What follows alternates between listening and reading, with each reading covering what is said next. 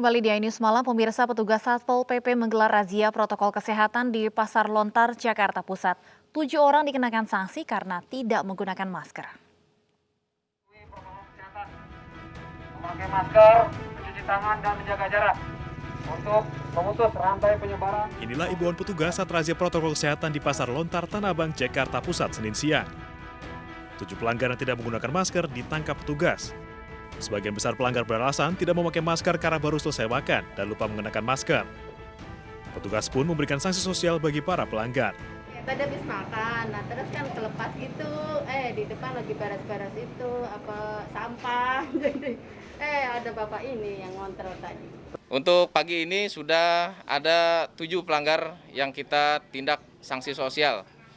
Untuk itu kita tadi sempat kita putar ke dalam pasar, masih ada juga yang kita tindak. Razia protokol kesehatan akan terus digelar untuk mengantisipasi penyebaran virus COVID-19. Dari Jakarta, Rian Rahman, iNews melaporkan. Pemirsa, PSBB transisi di DKI Jakarta yang kembali berlaku mulai hari ini memperbolehkan restoran ataupun kafe kembali melakoni pelayanan di tempat. Kebijakan ini tentu diikuti protokol kesehatan yang ketat seperti pembatasan dan pendataan jumlah pengunjung.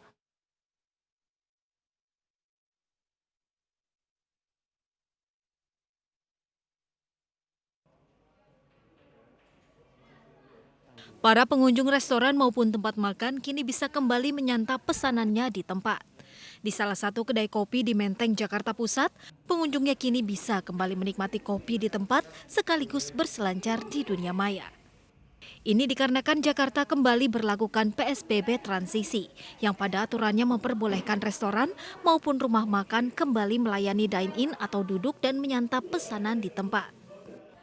Pengelola kedai kopi di Bilangan Menteng, Jakarta Pusat menyambut baik aturan Pemprov DKI yang melonggarkan PSBB karena dianggap akan meningkatkan kembali keuntungan usahanya.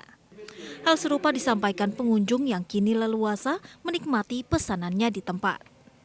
Setuju sih sebenarnya, asalkan masih dibatasin 50%. Kayak gini aja, asalkan tetap dibatasin dan tetap ngikutin peraturan yang ada, pakai masker dan pakai sanitizer juga. Ya kita sih sangat berterima kasih sih ya. Cuma memang ekspektasi kita pun walaupun udah bisa dine in karena masih pandemi dan kita lihat secara data juga masih belum menunjukkan kedataran atau penurunan, kita pun tetap menggunakan protokol kesehatan dan ekspektasi kita pun yang dine in itu mungkin tetap tidak seperti normal juga.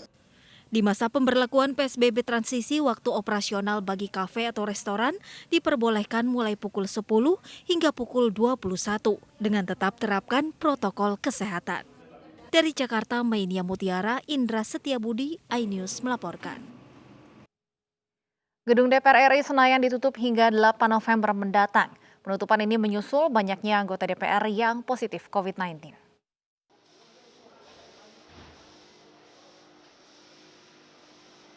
Sterilisasi dengan penyemprotan disinfektan dilakukan secara rutin di gedung DPR RI setidaknya seminggu sekali hingga masa persidangan baru dimulai. Selama ditutup, seluruh anggota dewan bekerja dari rumah. Penyemprotan difokuskan di gedung Nusantara 1 dan 2 DPR RI serta lebih dari 500 ruangan, di antaranya ruang rapat dan ruang kerja anggota dewan.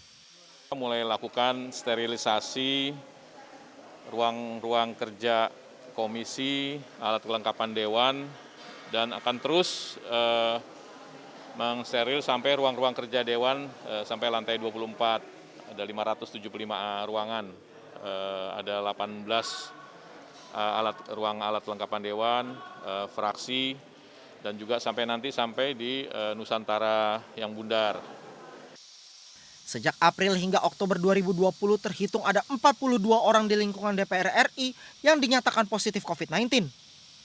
19 orang merupakan anggota dewan, puluhan sisanya adalah staf, tenaga ahli, dan cleaning service. Lockdown dimulai pada 12 Oktober hingga 8 November 2020. Dari Jakarta, tim liputan iNews melaporkan. Pemirsa, pemerintah memastikan 30 juta dosis vaksin COVID-19 akan diterima Indonesia pada kuartal 4 tahun ini. Vaksin tersebut berasal dari Sinovac, Sinopharm, dan AstraZeneca.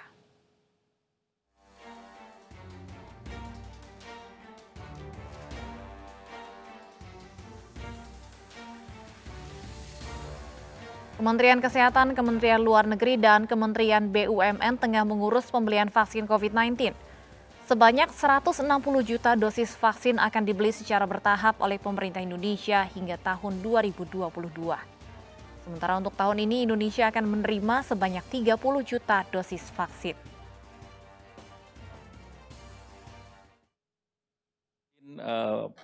Sampai dengan November sampai dengan kuartal keempat itu disiapkan 271,3 juta dan tahun ini diharapkan 30 juta, di mana itu berasal dari salah satu CanSino, Sinovac, kemudian juga Sinopharm dan AstraZeneca.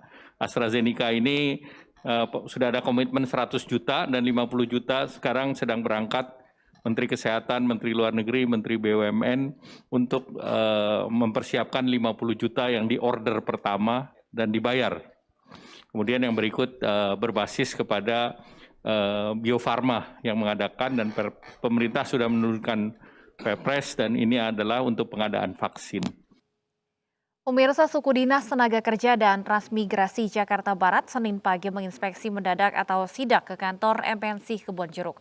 Suku Dinas Tenaga Kerja dan Transmigrasi Jakarta Barat mengapresiasi pihak MNC Media yang sudah menerapkan protokol kesehatan secara maksimal demi mencegah penyebaran COVID-19.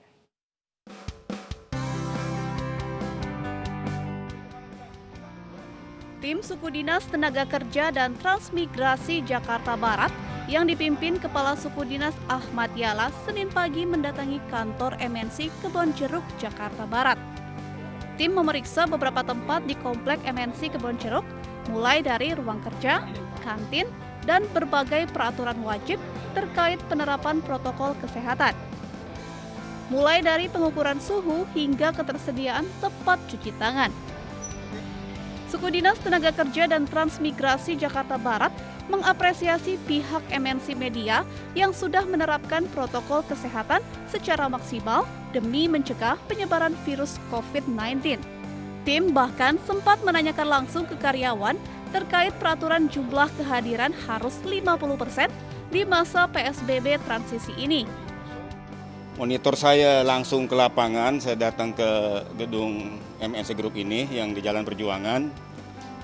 Saya cukup apresiasi ya, karena pada saat saya mulai masuk tadi di pintu gerbang pun saya sudah di stop ya, jadi tidak bisa masuk sebagai tamu. Saya harus mengikuti protokol kesehatan yang dilakukan oleh pihak pengelola. Kemudian saya lihat juga beberapa ruangan yang sudah cukup lowong karena memang sebagian besar ya mungkin hampir 70% karyawannya sudah WFH. Saya cukup apresiatif di situ.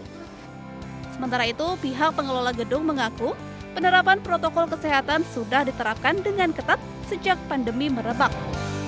Waktu dari saat mereka masuk saja sudah melakukan protokol. Contohnya mereka diukur suhunya, lalu juga cuci tangan, juga waktu masuk ke dalam gedung juga tetap dilakukan juga pengukuran suhu.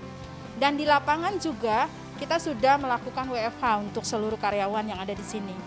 Dan rutinnya juga untuk setiap harinya kita sudah melakukan disinfektan untuk semua tower, baik tower 1, 2, dan 3 di ruangan kerja. Dan juga untuk produksi-produksi yang mereka ada program satu syuting atau apapun, mereka yang terlibat di dalamnya harus melakukan rapid test.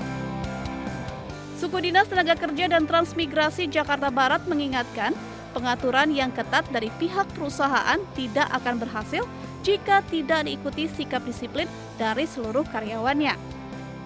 Dari Jakarta, Eti Juwitasari, Ahmad Arianto, iNews melaporkan. Ibu sedang susah merintih dan berdoa. Sedikitnya 17 orang tewas dan 13 hilang akibat banjir yang melanda kawasan Vietnam Tengah. Selengkapnya usai jeda berikut.